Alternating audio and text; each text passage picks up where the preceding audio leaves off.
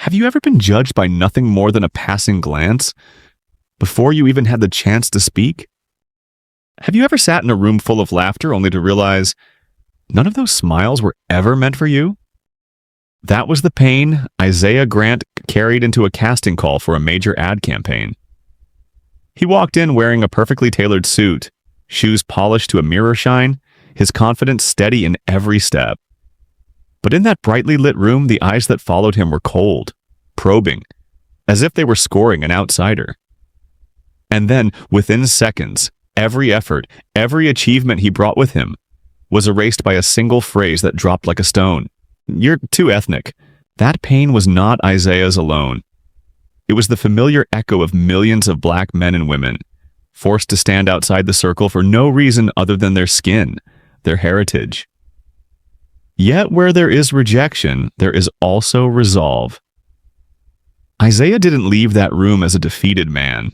He left with a faint smile and a quiet determination to turn what they called a flaw into undeniable strength. And here's the irony: life never fails to deliver. The very people who mocked him, who once dismissed him as too different, would soon bow to the image they had refused. Because this story is not just about humiliation, it's about the reversal where the one cast aside becomes the face of the world.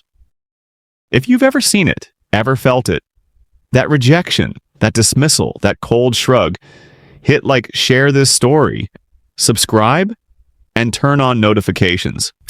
Because each story here is not just told to remember, but to remind us. Even silence can expose the truth. And now, let's go back to that casting room. The bright lights. Isaiah standing before the panel, his confident smile still lingering when the words "too ethnic" rang out, setting off a journey no one could have predicted. Isaiah Grant pushed open the heavy casting room door. Fluorescent lights spilled down on the long table where rows of men in suits sat shoulder to shoulder, each holding a pen, notebooks spread open as though ready for a closed-door trial. He wore a tailored gray suit, every seam precise. A deep blue pocket square sat in his jacket pocket, like a punctuation mark at the end of an unfinished sentence. Isaiah didn't rush. Each step carried the quiet steadiness of a man accustomed to rooms that rarely welcomed him. His smile appeared, not wide, not false. It was the kind of calm smile that belonged to someone who knew he deserved to be here, whether or not the others admitted it. But the atmosphere had already told him another script was in play. The eyes that followed him weren't curious. They were guarded, appraising. A few heavy nods, mechanical, acknowledged only his presence, not his worth. The only sound was the dry tapping of a pen against the table, each beat echoing like a warning. You're just passing through. Isaiah knew this feeling too well. Bright rooms, rows of power, eyes that didn't see a person, only skin. Yet instead of bowing, he stood tall, laid his file neatly on the table, and began to present. His voice was warm, each word measured like music. He spoke of advertising not just as selling products, but as selling belief, selling dreams, selling reflections of society itself. And society, he pressed, had never been only one shade. Some heads tilted, some pens slowed. But Isaiah also caught the fleeting looks, half disdain, half endurance. They were hearing him, but not listening. To them, his ideas mattered less than who he was and what he looked like. In that moment, Isaiah let a faint smile cross his face. He knew he had planted a seed, even in rocky soil. He closed his pitch with a steady line. Your campaign will fail if it doesn't know how to face a mirror. No applause, no nod of praise. Only the scraping of chairs and a few irritated throat clears. Isaiah gathered his file, stood a moment longer, his eyes sweeping across the row of faces. They thought he was waiting for feedback. In truth, he was memorizing them. Every look, every wrinkle, every dismissive smirk. Then the man seated in the middle leaned forward. His face shone under the lights, his mouth twisting into a half smile. His voice cut through the room, cool and dismissive. You're too ethnic for the image we need. The room froze. Even the air seemed to understand those words were not aimed at Isaiah alone, but at everyone who looked like him. Isaiah's hand tightened around the strap of his case, and then he smiled. A smile that looked nothing like defeat. He turned and walked out. And as the door clicked shut behind him, the audience began to sense that smile wasn't an ending. It was the opening move in a game whose rules they had yet to learn. Isaiah had laid his papers neatly on the table like an unspoken ritual. His voice had drawn their eyes, at least for the first moments, when he spoke of advertising as a promise, not just a picture. He gave examples. A black child seeing a billboard on the street and recognizing themselves in it, their eyes lighting up, their heart racing with belonging. He insisted, that is the real power of advertising. Not just selling a product, but selling the feeling of being seen. He painted images of multiracial families gathered around dinner tables, of workers sweating through their shifts, but smiling after the day's labor. Advertising must be a mirror, Isaiah said firmly. Otherwise, it's just a pane of glass keeping the viewer in the dark. Silence thickened. A woman near the window frowned at her notes without reading. A younger man snorted quietly, dismissing Isaiah's words as a lecture. A silver-haired man tapped his pen, each hollow thud like a clock counting down to rejection. Isaiah felt it all.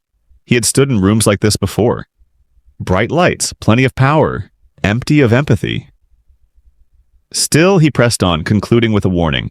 You cannot sell a global dream if that dream is only reserved for a chosen few faces. The silence grew heavier. Then the half-smile returned on the central man's lips. He leaned in, hands clasped together, eyes gleaming with the certainty of power. Isaiah knew what was coming even before he heard it. You're too ethnic for the image we want. 5 words, sharp, final, shackling. Not just a rejection of his idea, but a rejection of him. One man coughed, sat up straighter as though to soften the blow, then said nothing. A woman flipped a page, tapping her pen to feign distraction. The rest sat in their silence, unified in dismissal. They had decided Isaiah wasn't worth another second, and sometimes indifference is more brutal than open mockery. But Isaiah did not break. He stood tall, the faintest smile forming at the corner of his mouth. It wasn't the smile of a man hiding failure. It was the smile of someone making a vow. He looked straight at the creative director, eyes steady, unsettling in their calm. For a few uncomfortable seconds, the room shifted in their seats. They had expected anger or disappointment. Instead, they faced something sharper. Silence shaped like a blade still sheathed. Isaiah gathered his folder slowly, deliberately. He walked out, shoes striking the wooden floor with measured beats. Each step spoke.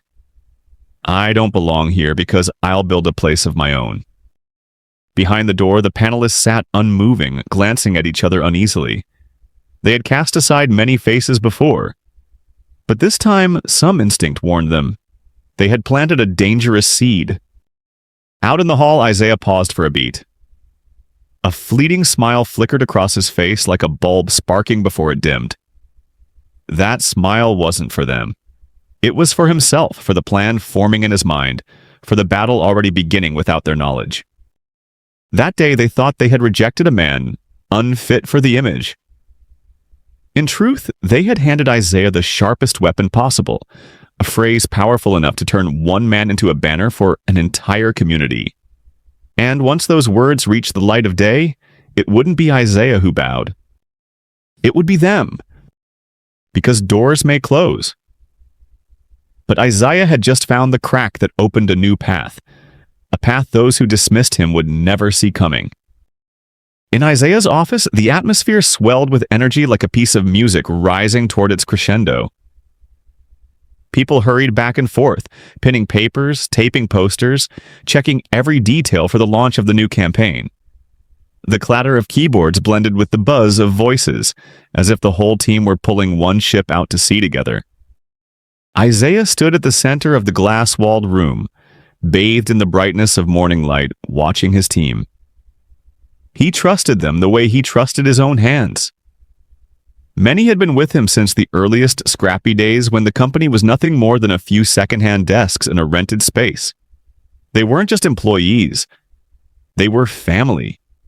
Looking at them, Isaiah told himself, if I could split the blood in my heart, I'd share it with them. One of the younger staffers, Malik, grinned wide as he presented the first demo. On the screen came bustling city streets, diverse faces shining under golden light. The room burst into applause. Isaiah nodded, eyes bright with hope. Everything is moving in the right direction, he thought. This campaign could be the turning point, the one that transforms this small firm into a leader. But within all the commotion, small details slipped by. A glance quickly averted, a text message tapped out in haste, a file that disappeared and later returned. Isaiah, wrapped in his faith, ignored them. He believed every pair of eyes, every set of hands in the room, was aimed at the same horizon. That evening, as the office emptied, Isaiah stayed behind. He flipped through the drafts again. Images, music, words woven into a declaration of presence. He smiled, sipping from a cup of cold coffee. Tomorrow, we take the next step forward, he thought. What he didn't know was that at that very moment, someone from his own team slipped away with a copy of the idea. A shadow gliding through the corridor, vanishing behind the door, carrying something that didn't belong to them. Isaiah sat beneath the bright lights, scribbling steady notes in his bold handwriting. He trusted. He gave his heart to them. But that very night, the first blade had been tucked into the jacket of a traitor. By the next morning, the office hummed again as usual. Yet Isaiah's trust, clear as glass without a crack, had already begun to fracture in ways unseen. And just one shard could turn that light into a dagger aimed at his own heart.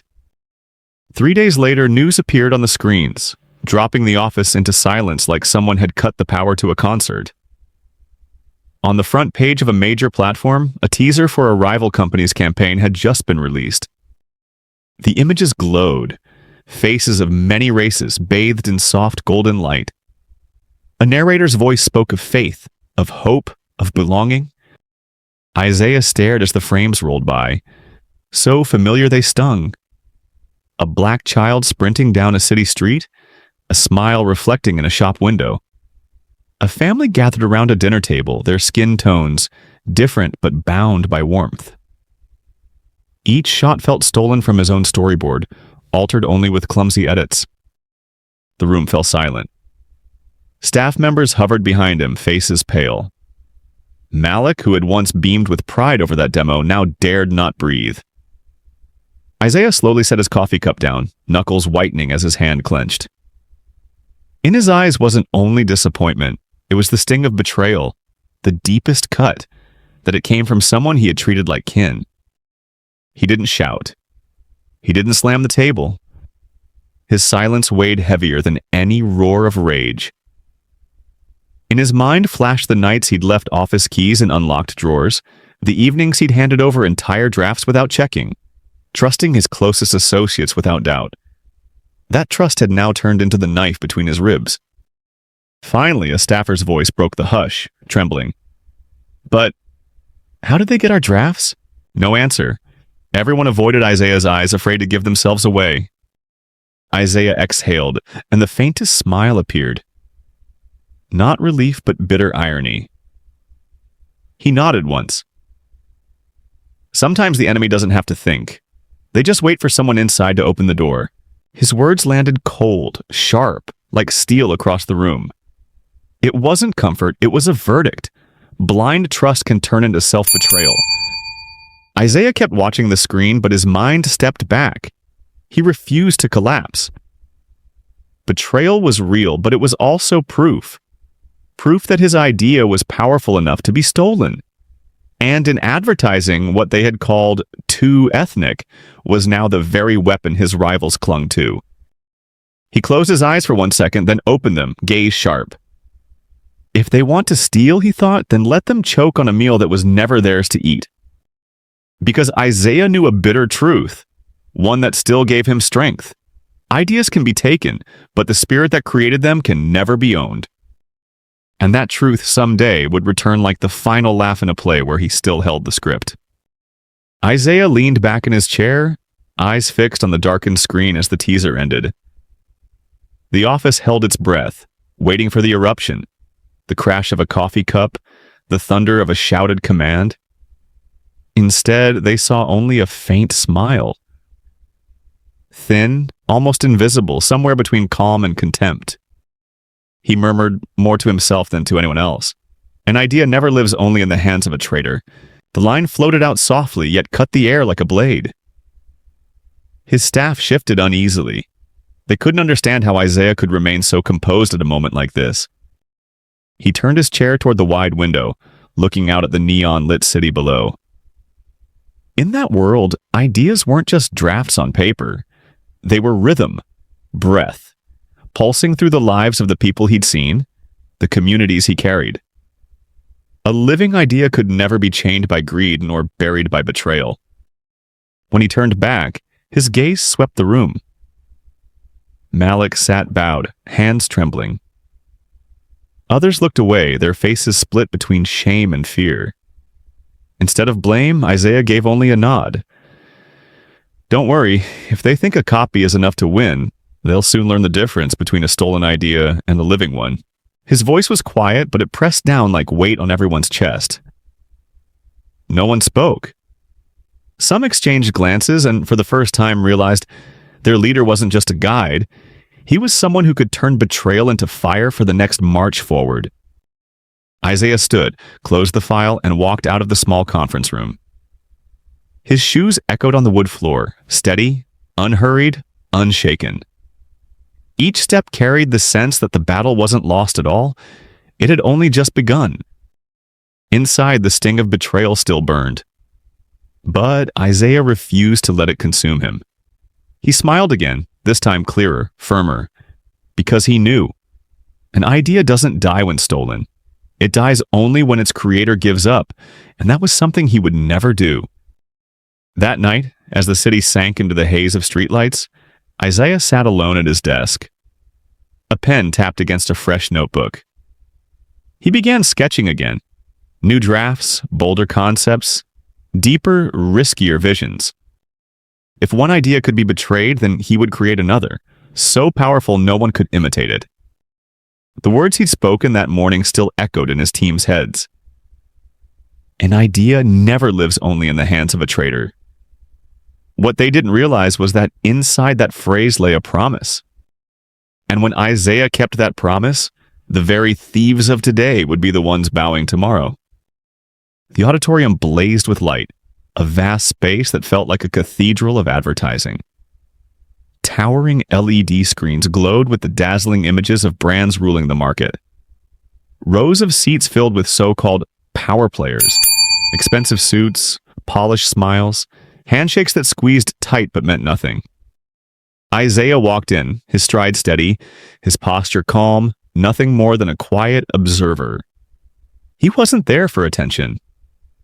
For him, this year's marketing conference was a chance to watch in silence, to study how the giants of the industry displayed their power and spun their words. He chose a seat toward the back, opened a small notebook, and prepared to jot down thoughts. But no matter where he sat, Isaiah stood out. Perhaps it was his skin, one of the rare black faces in that ocean of sameness. Perhaps it was his eyes, steady, reserved, so different from the eager, performative gazes around him. Some glanced his way, whispered, then turned back. They didn't have to speak. Isaiah was fluent in that unspoken language, the language of denial disguised as indifference. Speaker after speaker took the stage, offering polished rhetoric about a global future, about the strength of a shared image. Isaiah listened, scribbling notes, a faintly bitter smile tugging at his lips. Because he knew that their version of global was often nothing more than erasing difference. A global that in truth was only open to a chosen few. He planned to slip out quietly after the main session. No need for noise, no need to be noticed. But fate denied him that escape. When the open discussion began, a familiar face appeared on stage. The creative director who, only days before, had smirked at him and said, "You're too ethnic." The hall erupted in applause. The man strode forward confidently, his grin wide, basking in the spotlight. Behind him, screens flashed stories of triumph and glossy images. But then, as if on cue, he glanced into the back rows and locked eyes with Isaiah. In that instant, the smile sharpened into a blade. His voice dropped, calculated to echo across the hall. We must remember, not everyone is suitable to be the face of a global campaign. I've met people who were too ethnic to sell this common dream. Laughter rippled outward, rolling through the rows like a wave. Some nodded in smug agreement. Some looked briefly at Isaiah with a mix of pity and ridicule. In seconds, the auditorium had transformed into a courtroom. Isaiah sat still. No rebuttal, no bowed head. Just a steady gaze so calm it made the laughter around him feel unsteady. And in that stillness, the audience began to sense something. Not all laughter is solid. Some laughter is brittle, especially when no one knows what will happen if the man they mocked had been quietly preparing an answer none of them expected. The stage lights cast a glow over the creative director's face, his eyes glittering with arrogance. His voice rang out, rehearsed and dramatic. I once came across a case, a face too ethnic to ever become global. A face that could never sell a universal dream. The words fell like an axe, aimed not just at Isaiah but at anyone who looked like him.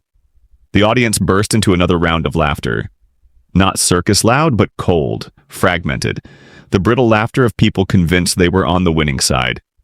A few even clapped softly, applauding the man's so-called candor. Eyes turned to Isaiah. Some gleamed with amusement, enjoying the spectacle of a supposed nobody being publicly diminished. Some showed pity, as if to say, "Poor man, you never should have stepped into a place where you don't belong." But most were mocking, confident they were witnessing proof of the speaker's point. Isaiah did not move, did not flinch. His stillness against a sea of laughter turned the scene almost absurd. The director expected anger. The audience expected humiliation. They got neither. His composure was the sharpest satire in the room.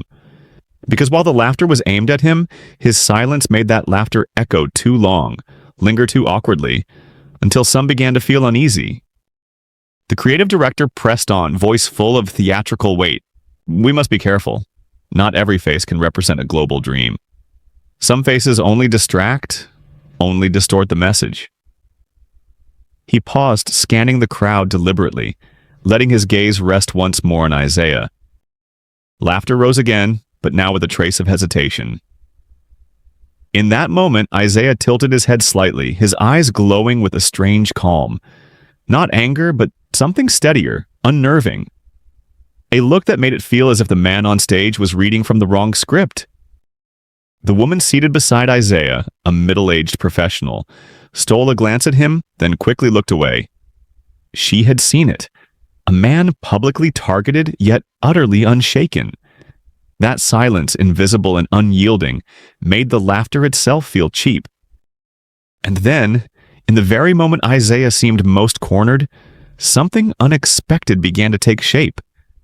The power of silence. Not a silence of defeat, but a silence that waited, coiled and ready to turn humiliation into leverage. Isaiah sat upright, hands folded over his notebook, gaze unwavering. The creative director lingered, waiting for a reaction. The hall waited too. They wanted a flushed face, a clumsy protest, some sign of injury. What they got instead was absolute stillness. And in that silence, Isaiah's eyes pierced the stage. Not the eyes of a shamed man, but sharp as blades, cutting deep enough to fracture the laughter mid-air. What had sounded confident seconds before broke into fragments like cracked glass. A man in the front row coughed, then dropped his gaze. A young woman fussed with her scarf, pretending to be busy. Even the last nervous chuckles faltered, collapsing into a heavy, awkward hush. The creative director cleared his throat, trying to recover his rhythm. He pushed forward with more glossy lines about a global dream. But his confidence had cracked. Because from the back row, Isaiah's eyes still held him. Silent, steady, as if they knew more than his words dared reveal. Isaiah didn't write another word. His pen lay idle. His gaze never left the stage. And in that silence, he was inscribing a message louder than ink. that no public insult could define him, and no roomful of laughter could erase the worth of a face deemed too ethnic. Whispers began to stir. Why isn't he answering? Why isn't he defending himself? But those questions themselves were proof of his power, silence making others second-guess themselves. Isaiah closed his notebook gently and rested it on his knee. He didn't rush to leave. He let his silence seep into the hall like ink bleeding through paper. Sometimes the loudest answer is no answer at all. And in many minds a strange thought flickered. If a man can sit unmoved in the center of ridicule, maybe he knows something the rest of us don't. A truth. A plan. A revelation yet to come. The conference went on, but eyes kept straying back to Isaiah. His silence, sharper than any retort, had become the true focus of the room.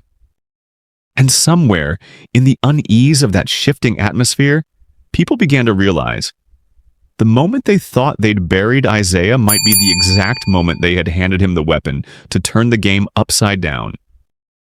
Isaiah returned to the office on a sweltering afternoon.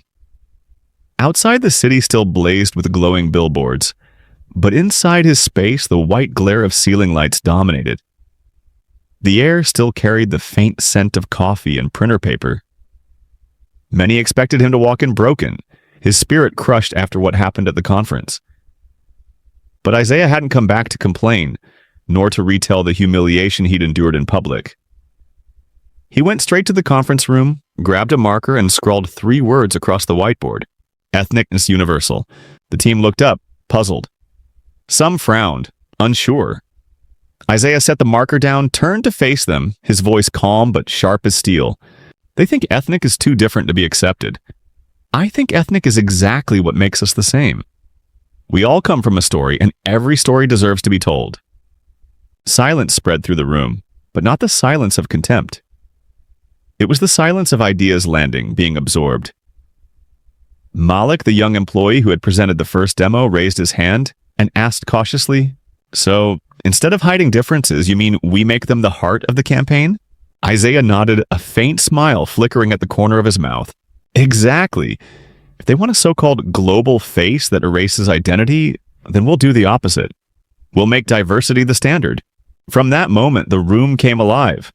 Staff rushed to jot notes, laptops snapped open, images and concepts began pouring out like a flood. A designer suggested raw portraits of street workers. A writer pitched interviews with multiracial families in their own neighborhoods.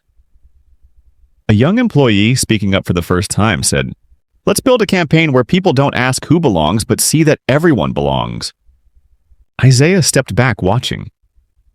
He saw the fire in their eyes and realized his conviction had spread. The humiliation at the conference had not broken him. It had become fuel. He whispered inwardly, "Thank you for thinking I was too different. That difference is exactly what will rewrite the rules." This was no longer his private pain, it was a shared flame. In his team's eyes, Isaiah saw the defiance. They weren't just creating an ad campaign, they were building a declaration. But just as momentum surged, another challenge loomed.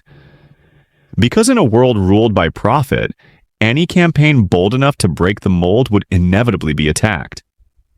And Isaiah, more than anyone, knew the next blow might not come from outside, but from the very path he had chosen. He didn't seek out the flawless faces on glossy magazines, nor knock on the doors of elite modeling agencies. He went to the streets. He stopped by a muralist working under the sun, paint-stained hands alive with fire. Isaiah asked to take a few photos, not because the man looked different, but because every stroke carried a story big enough to build a campaign around. He wandered through a small market where a single mother held her child while bargaining over vegetables. Isaiah didn't see a tired woman. He saw an image both fragile and fierce, a symbol of survival beyond stereotypes. This, he thought, is the face of the world. At a construction site, he spoke with a man sunburned and dust-stained, shirt spotted with lime and plaster. The man smiled warmly, talking about his dream to send his daughter to college. Isaiah realized that smile carried more strength than any airbrushed grin ever could.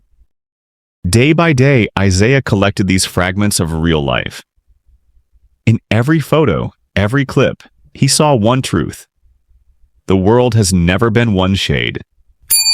Diversity, messy, chaotic, is the truest beauty of all. At first, his staff was uneasy.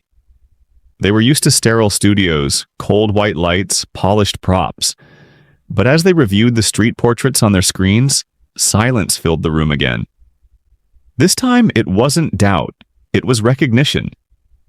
These faces pierced their hearts. They couldn't look away. Isaiah smiled. Not the bitter smile of survival, but the knowing smile of a man who felt he was on the right path. "We don't create images for people to like," he said softly. "We create images so they can recognize themselves." The company's archive of footage grew, but more importantly, its spirit swelled. Each team member no longer just worked. They carried the belief that this campaign could change how the entire industry saw representation and worth. Yet just as they poured themselves into this dream, a shadow crept closer. Isaiah had forgotten one thing. In a world of power and profit, not everyone welcomes a man deemed too different to challenge their rules. And as the campaign began to bloom, unseen forces were already tightening their grip. Launch day neared, and Isaiah's office buzzed like a hive. Screens lit the room, videos played on loop, every detail scrutinized to perfection. Staff moved with coffee cups in hand, dark circles under their eyes, but spirits blazing. They believed they weren't just part of a campaign, they were part of a manifesto. Isaiah walked among their desks, watching the tired but exhilarated faces. Pride shone in his eyes, but so did caution. He knew the road was rough, but he hadn't expected the strike to come so soon. On the morning of the launch, the team gathered around the big screen in the main conference room. A countdown clock ticked in the corner, each second hammering harder against their chests. In moments, their campaign would broadcast across the largest global platform. The muralist, the single mother, the laborer, all their faces would emerge into the light, shattering stereotypes. But when the clock hit 0, the screen went black. A cold message flashed. "This content has been removed for policy violation. Sensitive." The room went dead. For seconds, no one believed it. One employee frantically refreshed, another tried a different machine. The result was the same. Every video, every campaign piece erased from the platform. A mocking chuckle broke the silence. From the corner, Malik, the one once suspected of leaking ideas. He shrugged, half defiant, half resigned. Maybe the world just isn't ready for truth this raw. He didn't need proof. The implication was enough. A bitter assumption hung in the air. Someone's hand had pressed the button. This wasn't a glitch. This was deliberate. Isaiah stood still.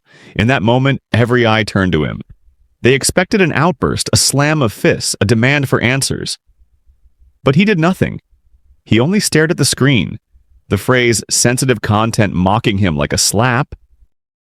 In his mind, one question rang out. Why is the presence of real faces deemed sensitive, while fabricated, airbrushed lies are praised as the standard? His lips curved into a thin, joyless smile. The blow stung, but it revealed a harsher truth. They weren't just afraid of him. They were afraid of the truth he was trying to show. The staff buzzed with panic, worrying for the company's future. But in the storm, Isaiah felt something else sparking inside. A campaign being removed didn't mean it was dead. Sometimes censorship is the very spark that makes a story spread 100-fold. And in his eyes, cold and sharp, a thought flashed like fire. Whoever thought they had snuffed out this flame was about to learn how ashes can ignite into a blaze fiercer than ever before. The next morning, Isaiah's office no longer resembled the buzzing hive it used to be.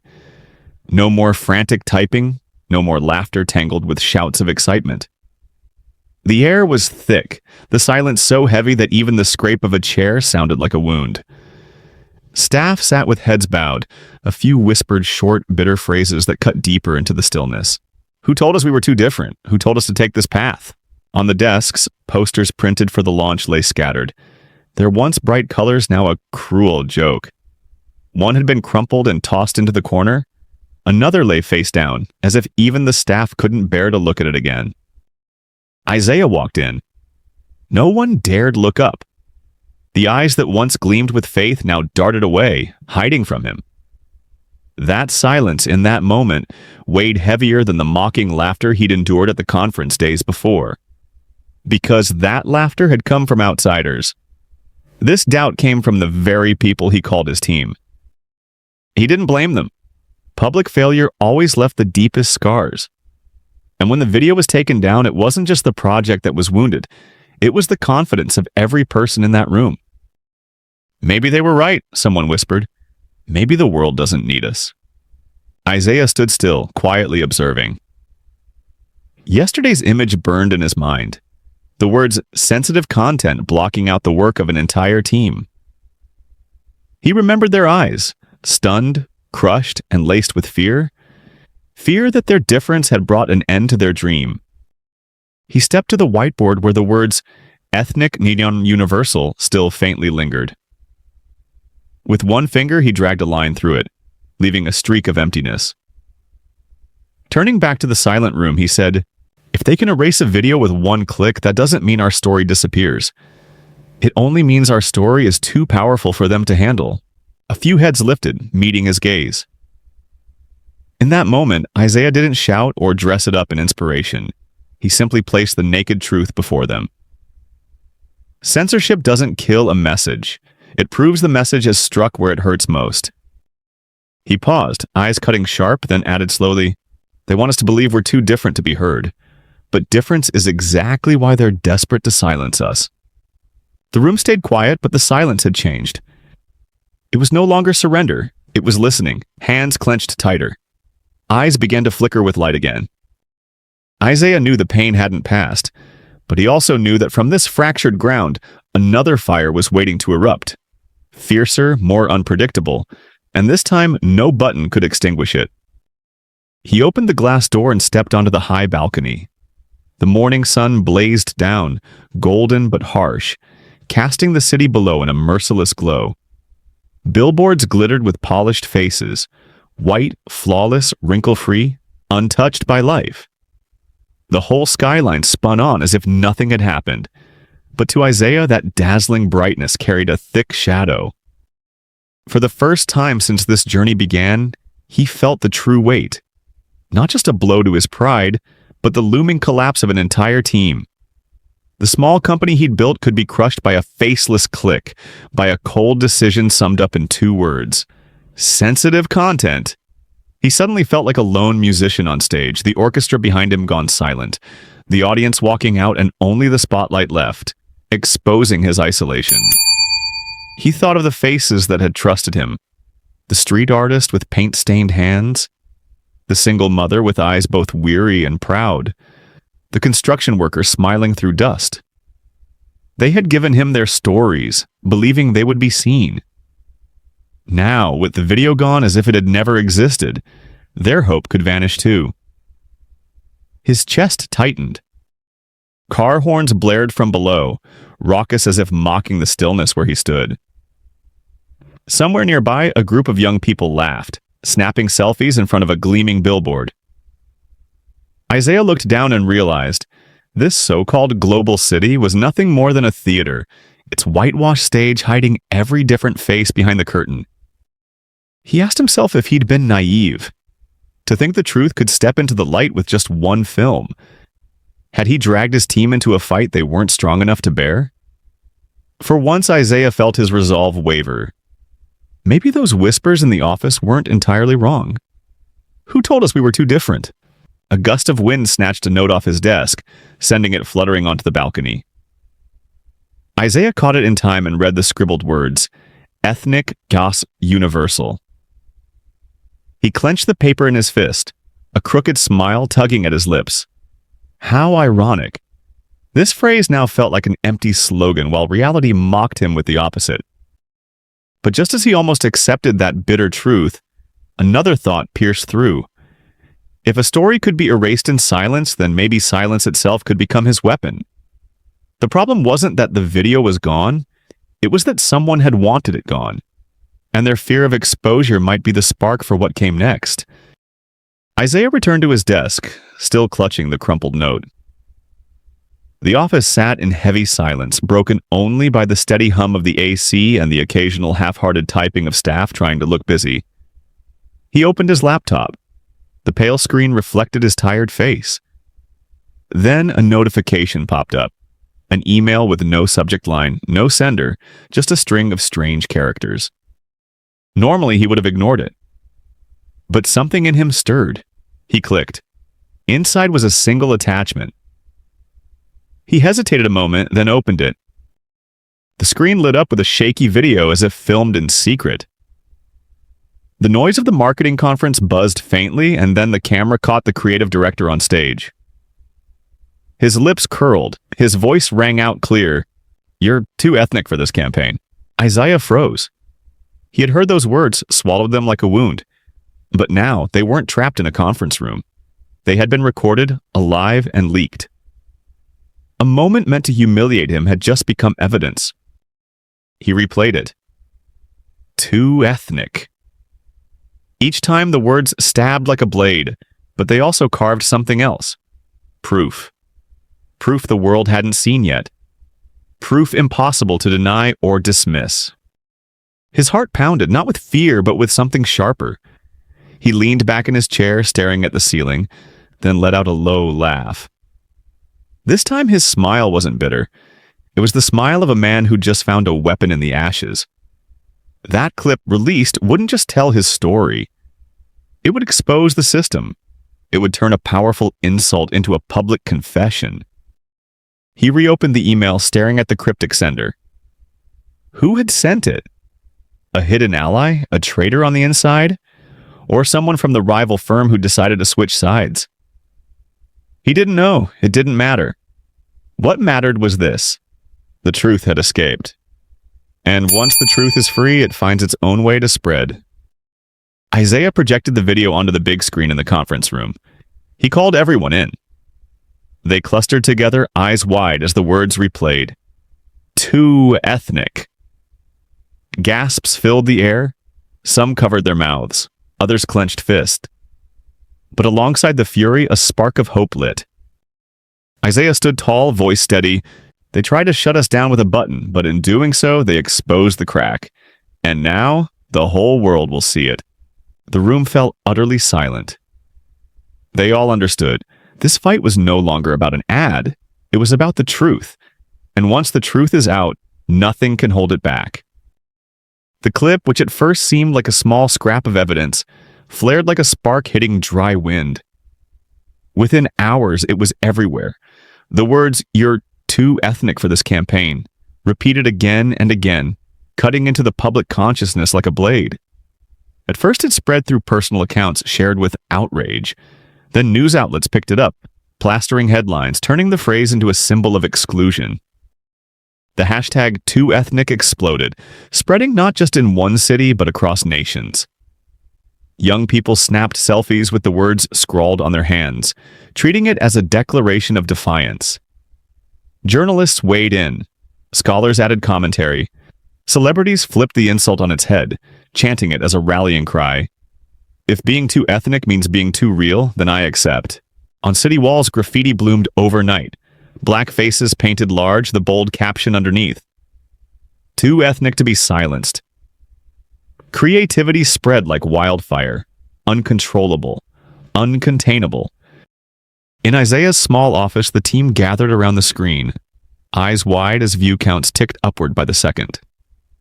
Malik whispered, "It's becoming a movement, not just a clip anymore." The shock began to transform into fire. They realized the faces once deemed unfit were now at the center of a global conversation. Isaiah stood quietly, watching the numbers climb, but his thoughts stretched beyond the screen. He thought of the child on the street, the single mother, the construction worker, the ordinary faces now shielded by the storm of public outrage. The insult meant to cut him down had become a mirror, reflecting the truth the system had tried so hard to bury. His phone wouldn't stop ringing. Reporters, producers, human rights organizations, everyone wanted to hear him speak. But Isaiah knew this wasn't about his voice alone. The real power lay in letting the movement keep burning, uncontrolled, like a wildfire that needs no master. Once truth breaks free, it finds its own path. He leaned back and laughed softly. Not a long laugh, but sharp enough to sting. The very phrase used to dismiss him had become his greatest weapon, transforming him into a symbol. The irony was too rich. Real life had written a twist no scriptwriter could have matched, exposing the blindness of power. But Isaiah also understood. The bigger the fire, the harder the push to snuff it out. Those humiliated in public would not sit quietly while #TooEthnic thundered across the globe. He wasn't the first to be dismissed, nor the only one ever rejected by a bitter phrase. But this time, the difference was that the whole world had seen it. And every second, every minute, the clip kept spreading, feeding the fury, building a wave too massive to stop. Young people claimed the hashtag like a banner. They remixed images, printed the phrase on t-shirts, sprayed it on windows, taped it to subway doors. Their captions read, "If this is too ethnic, then that's who I am." Reaction videos flooded in, faces staring straight into the camera, voices steady. I've heard those words too. And I'm still here. Older generations, scarred by a lifetime of quiet rejection, began to speak out as well. A black grandmother in her 70s was interviewed on a local station, her hands trembling but her eyes blazing. When I was young, they told me I didn't fit any so-called universal image. But now I see my granddaughter doesn't have to bow her head anymore. Her words spread like fire, a living bridge from one generation's wounds to another's defiance. The press dove in, not just chasing clicks, but because the story tapped something deeper. Editorials argued that Isaiah's public humiliation had cracked open an entire system of exclusion. They asked, if an honest idea can be censored for being sensitive, how many voices have already been strangled before they were ever heard? Isaiah found himself at the center of a storm he hadn't sought. His phone buzzed endlessly. Emails flooded in. Overnight, he went from a small-time CEO mocked at a marketing conference to an unwilling icon of global debate. The bitter truth, the insult they thought would bury him, had instead lit a fire no one could put out. That night, Isaiah sat alone in the glow of his screen.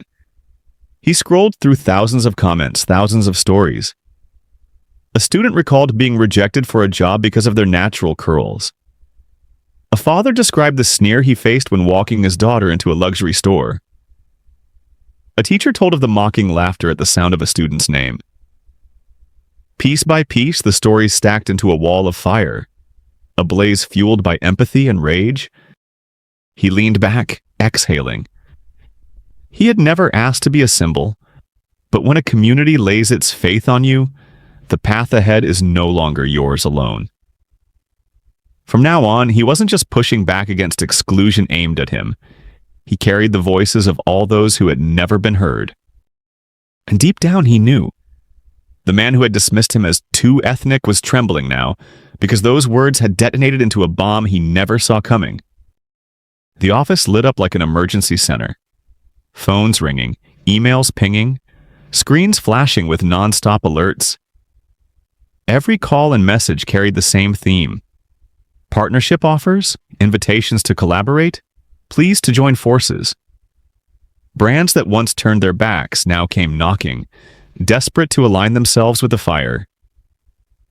A fashion house wanted Isaiah to front their new campaign. A tech giant pitched diversity as its new selling point. Even an international media conglomerate dangled a $1 million deal. His staff gawked at the list of names, companies once deemed out of reach.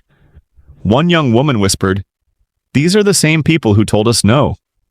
A man laughed. Funny how one sentence turned us into a movement, and now they're fighting for a seat at our table. In the frenzy, Isaiah stayed still, scanning each offer. His expression wasn't excitement, but contemplation. He saw not opportunity, but irony. The cruel joke that those who once deemed him too ethnic now wanted their names plastered beside his, clawing for scraps of the flame they had tried to smother. He sighed, leaning back in his chair. The words that once drew laughter at the conference, echoed in his head. Too ethnic to sell globally. And yet here the world was, huddled around the very fire called ethnic. Fate's cruel joke, but also undeniable proof of truth power when it finally erupts. Isaiah allowed himself a small smile, tired, sharp. He didn't bask in triumph, didn't rush to sign, didn't celebrate. He knew this fire wasn't his alone, and it certainly wasn't a flame to be controlled by the same hands that once tried to bury it. It belonged to the community who had ignited it, the people who turned exclusion into resistance. He glanced at his staff gathered around the glowing screen, their eyes alight with hope. They saw doors opening, opportunities beyond anything they'd dared dream. But Isaiah knew, if he sold it off for instant glory, the fire would fade. His task wasn't to become the polished face of big brands. It was to guard the flame, to keep it burning in the right direction. His laptop chimed with another incoming message. Isaiah tilted his head, read quickly, then leaned back, murmuring to himself, "This fire, no one can put it out now." But inside, he also knew, when a fire burns this bright, those scorched by it will strike back. And the question hung heavy in the air, how far will they go? Inside the skyscraper headquarters of the corporation that once cast him aside, the air was no longer filled with polished chatter and confident handshakes. Instead, there were tense pen taps, angry whispers, and bloodshot eyes dulled by sleepless nights. The latest sales reports had plummeted like a stone into a lake, sending shockwaves across the industry. Shareholders, faces once smug with confidence, now gathered behind closed doors, barking criticisms at the leadership. The cause was obvious. The too ethnic clip had erupted into a tidal wave, drowning the brand identity they once paraded with pride. Every new campaign they launched was instantly mocked, torn apart online, turned into memes. Products still sat on store shelves, but customers turned away in cold silence. Worse still, the company's name, once a symbol of prestige, was now shackled to 2 words of global shame. In the high-rise boardroom, the creative director sat frozen. The face that once radiated confidence was now ashen, the eyes hollow, dodging the relentless cameras camped outside. Colleagues who had once clapped for him now turned their knives inward. "You've destroyed this brand," an elderly shareholder spat. "One stupid sentence has become a global stain." Across the city, Isaiah quietly scrolled through the headlines, his eyes carrying a calm no one could decipher. There was no gloating, no shock. His rivals were simply reaping what they had sown. The irony was stark. They had dismissed him from the campaign because they thought he couldn't sell. Yet now, his presence was the only thing that could salvage the wreckage of their reputation. His phone rang. This time, it wasn't a stranger or an opportunistic brand calling. It was them, the very corporation that had humiliated him in front of a crowded hall. The voice on the line was shaky, weary, stripped of arrogance. "We'd like to sit down and negotiate. We need you." Isaiah smiled. Not the smile of triumph, but the knowing smirk of someone who recognized life's bitter joke. They had forced themselves into the position of kneeling before the man they once dismissed. The world, it seemed, could turn on a single sentence. His team gathered around, eyes blazing. One shouted, "This is our chance to pay them back tenfold." Another, more cautious, murmured, "If we partner with them, do we risk losing everything we stand for?" Isaiah said nothing. His finger tapped the desk rhythmically. He knew this was not just business. This was the moment that would define not only the future of his company, but how the community would see him, from symbol to sellout or something greater. Alone that night, he gazed through his office window at the city glittering below. A faint, sardonic smile tugged at his lips. "Too ethnic," they said. "And now they come crawling to me." But behind his calm eyes lingered a question. Would he seize this chance as a blade for revenge, or walk straight into a gilded trap far more dangerous than insult? The rival corporation's boardroom glowed under pale yellow light.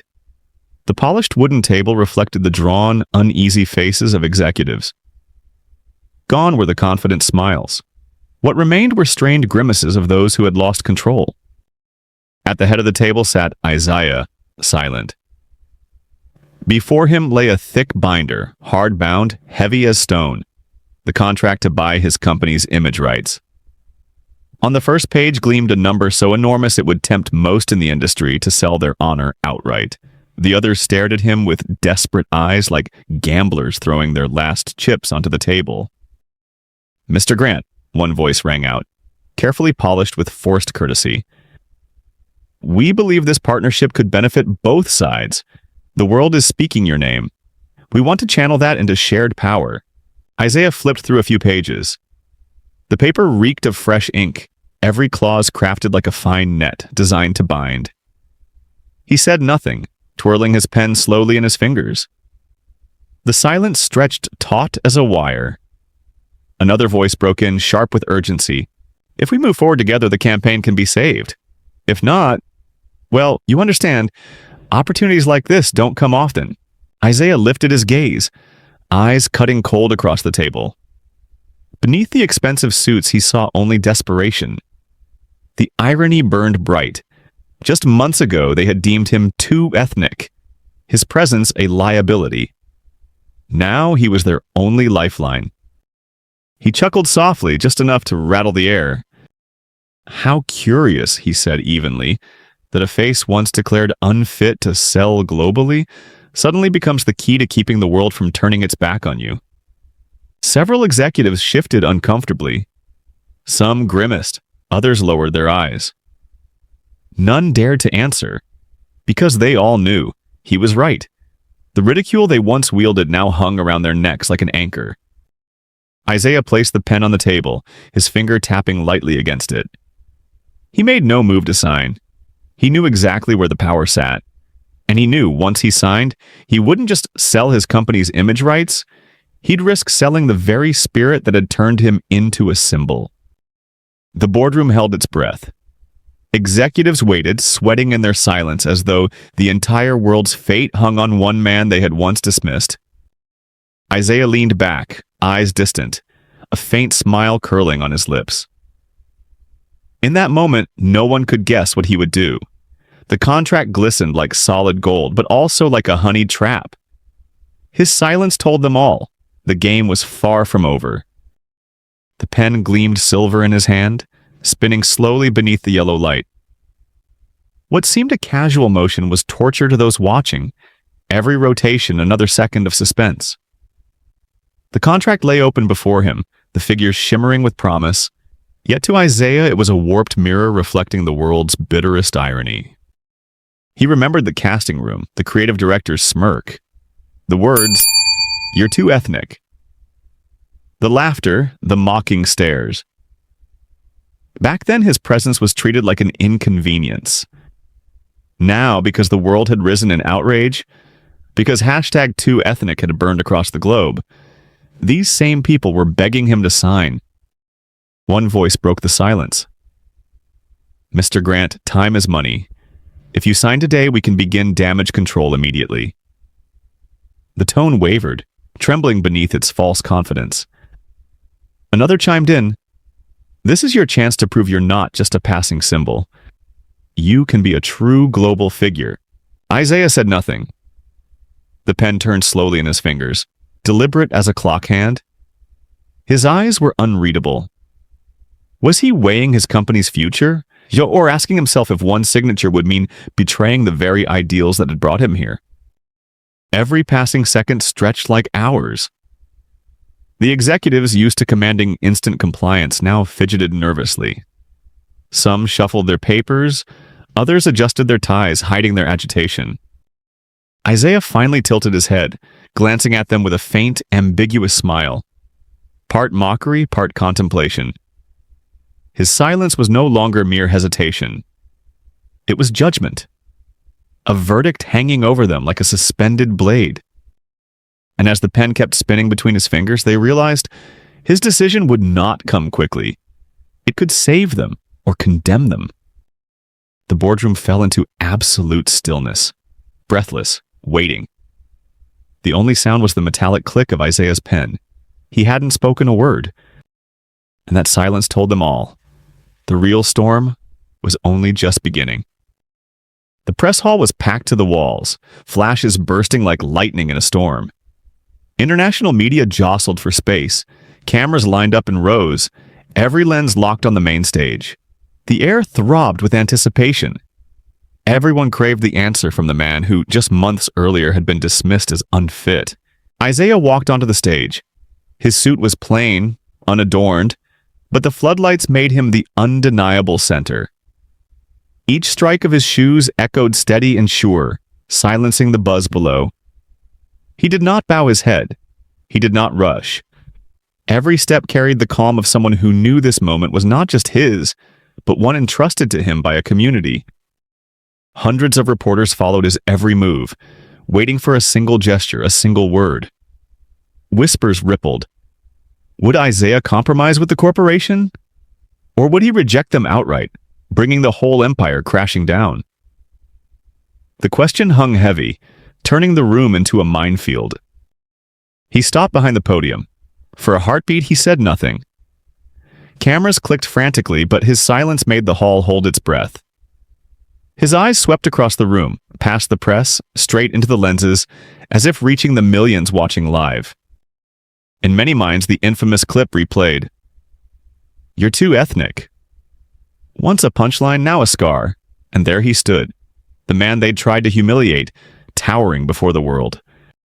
Isaiah placed his hand on the podium, leaned in slightly, and faced the blinding lights as though daring them. "They once told me I was too ethnic to represent a global dream." His voice was low, warm, steady, carrying without need of amplification. The hall froze. Pens stopped mid-stroke. Then he smiled faintly. "But today, it's ethnic that makes the dream truly global." The room exploded in camera flashes, a storm of light. The first rows stiffened, scribbling furiously. TV anchors whispered, this wasn't just an answer, it was a reversal. The words meant to end Isaiah's career had just become the foundation of his claim. Silence fell again. But this silence was no longer mockery, it was recognition. And behind that recognition lurked the truth. The power struggle was far from over. His declaration didn't just save him, it forced the entire industry to confront its reflection. And the question in every mind was sharp. If ethnic has become global, then where will those who resisted it hide? Isaiah let the silence linger. He did not rush to fill it. He knew what mattered wasn't more words, but the weight of a single truth. That day, he continued slow and deliberate, I was called too ethnic. Today, ethnic is global. Not a sound broke the hall. The words needed no decoration, no emphasis. They stood as a manifesto on their own. Reporters froze mid-scribble. Cameras blinked endlessly, but nothing masked the stunned faces in the crowd. In the front rows, a few tilted their heads as if confirming they'd heard correctly. Some gave bitter chuckles, not mocking but resigned. The irony was too sharp. The very words once used to shame him had become a banner. Isaiah did not recount his pain. He did not name his accusers. He did not cast himself as a victim. He simply repeated the words once wielded against him, and inverted them into truth. No tears, no accusations, just a reversal so clean it hit harder than any indictment. Behind him, the screen glowed with a simple phrase. Ethnic, Odyssey universal. Unplanned, it looked like a movement had just been born. He lowered his gaze, letting the resonance spread. He didn't clutter it with arguments. He knew what the world would remember was not reasoning, but the cold clarity of a single statement. For that moment, time stalled. The question burned into every mind. If ethnic truly is global, then who has the right to exclude it? Flashes continued, frantic but hollow in the silence. No one dared clap too early. Everyone waited, expecting more, an indictment, a rallying cry. But Isaiah stood still, hands resting lightly on the podium, gaze calm. He had delivered the truth. The rest belonged to the listeners. The irony was undeniable. A single phrase, once small and cutting, had just forced an entire industry, once convinced it defined the rules, to bow its head. Isaiah, once the outsider, had turned that exile into the very center of the narrative. But as cameras crowded closer, Isaiah knew this battle wasn't over. A manifesto could silence a room, but it could also ignite backlash. The question now was whether the industry would accept change or retaliate. The hall was packed, yet after his final words, not a single sound dared intrude. The flashes crackled like sparks in a desert of silence. Hundreds of eyes locked on Isaiah, who stood steady, his face unflinching. Time seemed to hold. His phrase didn't just echo in that hall, it spilled into living rooms, onto phones, into whispered reassurances. Somewhere, a young black student nodded, eyes lit with recognition. Somewhere, a mother leaned down to her daughter. See? We were never too different. Isaiah let the silence do the work. His quiet carried more power than any thunderous speech. It bent the heads of mockers, forced corporations to reconsider their rules, and gave his people something long denied: undeniable recognition. But this wasn't the end. Those who built walls of exclusion would not surrender easily. They might applaud in public, but in the shadows, they would plot to reclaim control. The irony was clear: the harder they tried to smother the fire, the brighter it would burn. Isaiah raised his eyes to the sea of faces, gaze reaching far beyond the hall. He spoke no further. His presence itself was a promise. This was not an ending, it was a beginning. He turned and stepped out of the lights, leaving behind a hall thick with unanswered questions. And the loudest of them all? How many black dreams have been denied for being too ethnic? How many times will they return until they rewrite the rules so completely no one can deny them again? The hall stayed silent, but in that silence, something irreversible had shifted. A new game had begun, and no one could pretend they hadn't heard. If this story touched your heart, make sure to like, share, and subscribe. Every click helps us bring more powerful stories of empathy, justice, and silent strength to life. Your support is what fuels this journey. Let's keep standing together and rising higher, one story at a time. Stay safe and inspired.